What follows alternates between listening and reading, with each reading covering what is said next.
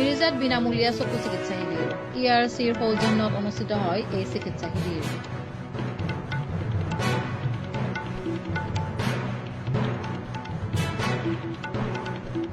ৰাজ্যৰ প্ৰায় প্ৰতিখন জিলাতে ERCয়ে অনুষ্ঠিত কৰি আছে বিনামূলীয়া চকু পৰীক্ষা আৰু চিকিৎসা শিবিৰ।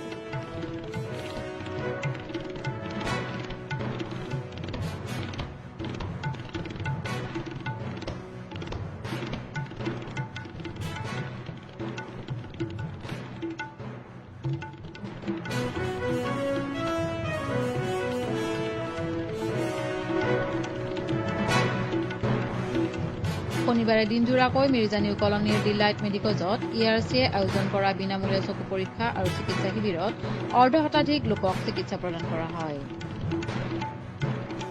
ওচৰতে থাকোঁ ইয়াতে। মোৰ নাম শ্ৰী পাপু বাঞ্চল।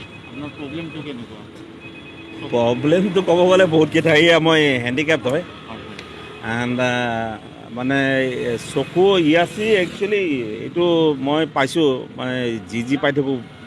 আজি 1.5 বছৰৰ পৰা বিচনাত বহি আছোঁ। একচুৱেলি কথা হ'ল ফ্ৰেকচাৰ হৈ কিনে আৰু ট্ৰিটমেণ্ট হৈছিলে মোৰ GMCত। মই ক'বলৈ এই কথাখিনি মানে দৰকাৰ, কাৰণ ইয়াতে বহি কৰিম কি, মোবাইলটো টিপি কিছুমান অনলাইনত কিছুমান পৰ্টেলত পাই যাম বস্তু কিছুমান। এনেকৈ এইটো ERC বোলা বস্তুটো পালোঁ ফেচবুকত। পাই পেলাই মই ইহঁতক যোগাযোগ কৰিলোঁ। যোগাযোগ কৰি কিনে ইয়াতে মোক কণ্টেক্ট কৰিব চেষ্টা কৰিলে, ময়ো যোগাযোগ কৰিলোঁ।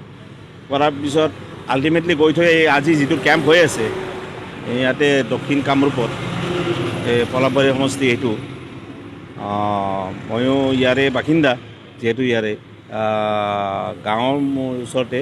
ধৰকচোন চৰকাৰেতো আঁচনি দি থাকে, চৰকাৰে বহুত আঁচনি দিয়ে বা তেনেকুৱা ধৰণৰ আঁচনি লাভো হৈছে, কিছুমানে লাভ হোৱাও নাই বা হৈছে যদিও বেলেগ কথা। কিন্তু চকুৰ বিনামূলীয়া চিকিৎসা শিবিৰ এটা পাতি দিলে কি হয়, এটা সুবিধা। যেনেকৈ ধৰক আজি কমচে কম সিহঁতে হেয়াৰ পাতটো পাইছে, এটলিষ্ট কেটৰেক্ট অপাৰেশ্যনবিলাক কেটৰেক্ট মানে প্ৰব্লেমটো গম পাইছে সিহঁতৰ বিনামূলীয়া।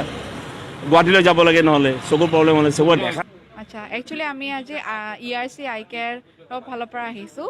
ERC একচুৱেলি এখন হস্পিটেলৰ সংস্থা হয় আৰু লগতে লেন্সৰ কোম্পানীও হয়। তো বৰ্তমান আমাৰ এতিয়া অফিচটো আমাৰ গুৱাহাটীত আছে আৰু আমাৰ অসমৰ বিভিন্ন ঠাইত আমাৰ নিজৰ হস্পিটেল আছে। তো তাত তেনেকৈ আমি প্ৰত্যেকটো হস্পিটেলৰ ফালৰ পৰা আমি কেম্প অৰ্গেনাইজ কৰোঁ, মানে বিশেষকৈ গাঁও এৰিয়াখিনিত অকণ বেছিকৈ কৰোঁ, যাতে মানে যিমানখিনি চকু মানে সুবিধা তাহাঁতসকলে নাপায় সেইখিনি মানে যাতে আমি আমাৰ ফালৰ পৰা যিমানখিনি চেষ্টা, প্ৰাইমেৰী যিখিনি আই কেয়াৰ হয়, যিখিনি আমি মানে অন স্পট যিখিনি সেই ঠাইত থাকি পেলাই আমি মানে চিকিৎসা মানে হেৰি কৰিব পাৰোঁ মানুহখিনিৰ বাবে, যাৰ বিশেষকৈ যিখিনি চকুৰ অসুবিধা আছে তাহাঁতৰ কাৰণে আমি এইখিনি কাম কৰি আহিছোঁ, আগবাঢ়ি আহিছোঁ। আৰু তাৰোপৰি আমাৰ হস্পিটেলখন যিহেতু এতিয়া বহুত মানে আমাৰ ERC আই কেয়াৰখন যিহেতু বহুত পুৰণা হ'ল, তো আমি মানে তেনেকৈ যিমান বছৰৰ পৰা আমাৰ আৰম্ভ হ'ল 2011ৰ পৰা, তেতিয়াৰ পৰা আমি এতিয়ালৈকে কেম্প কৰি আহি গৈ আছোঁ। তো আমি এতিয়া মানে যিহেতু আমাৰ ডিব্ৰুগড়, শিলচৰ, তাৰপিছত প্ৰত্যেকখন মানে অসমৰ প্ৰায়ভাগ ডিষ্ট্ৰিক্টতে আমাৰ হস্পিটেল ছেটআপটো আছে। তো তাৰ পৰা আমি আমাৰ টীম এটা প্ৰত্যেকটো এৰিয়াত যায়, গৈ পেলাই আমি কেম্প অৰ্গেনাইজ কৰোঁ। আৰু বিশেষকৈ আমাৰ মেইন ফ'কাছটো হয় যে যিখিনি মানুহৰ চশমাৰ দৰকাৰ, পাৱাৰৰ প্ৰব্লেম হয়, ৰিফ্ৰেক্টিভ এৰৰ যেনেকৈ মায়'পিয়া, হাইপাৰ'পিয়া, তেনেকুৱা যিখিনি প্ৰব্লেম থাকে সেইখিনি মানে আমি যিমান পাৰোঁ অন স্পট কাৰেক্ট কৰিব ট্ৰাই কৰোঁ। চশমা বা যি উপায়েৰে আমি মানে ঠিক কৰিব পাৰি তেনেকৈ কৰোঁ।